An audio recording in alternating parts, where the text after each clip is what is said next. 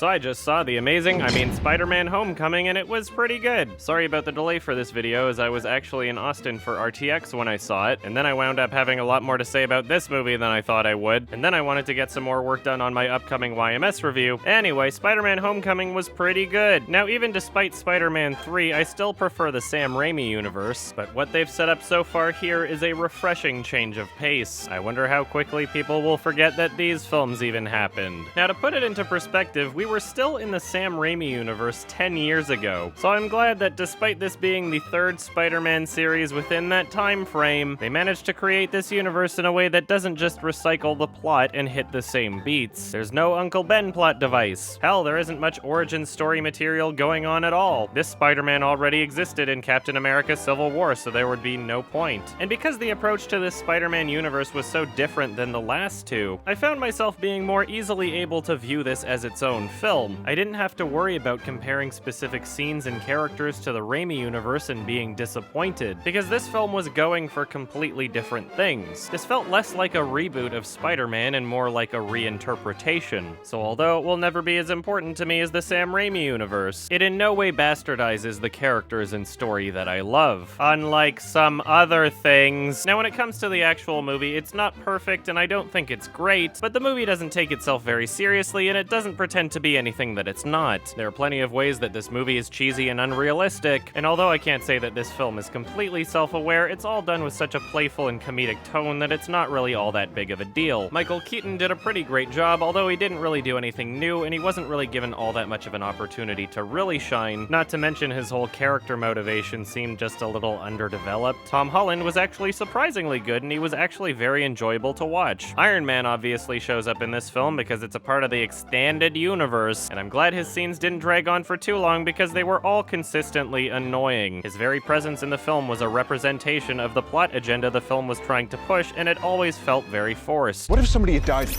I was just trying to be like you. I wanted you to be better. I'm gonna need the suit back. But I'm nothing without this suit. If you're nothing without this suit, then you shouldn't have it.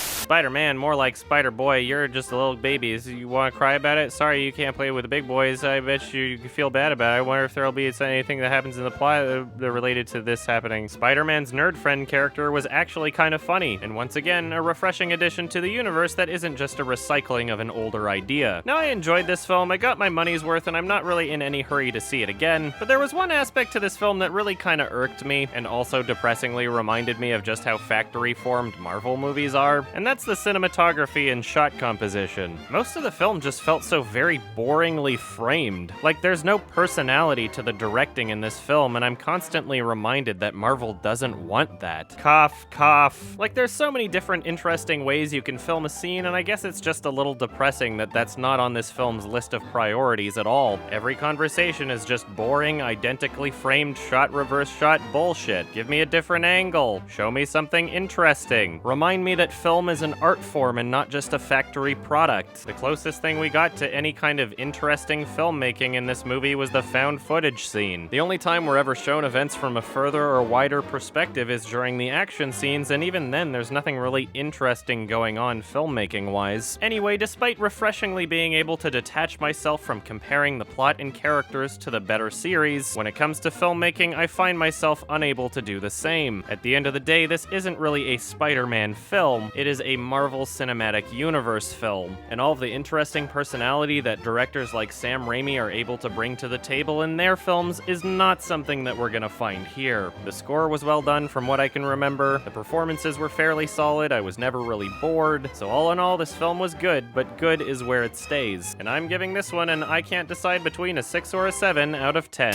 Hey, just letting you know the first 20 minutes of the new YMS review are almost done, so part 1 of 2 will be released by August 7th. Thank you, bye!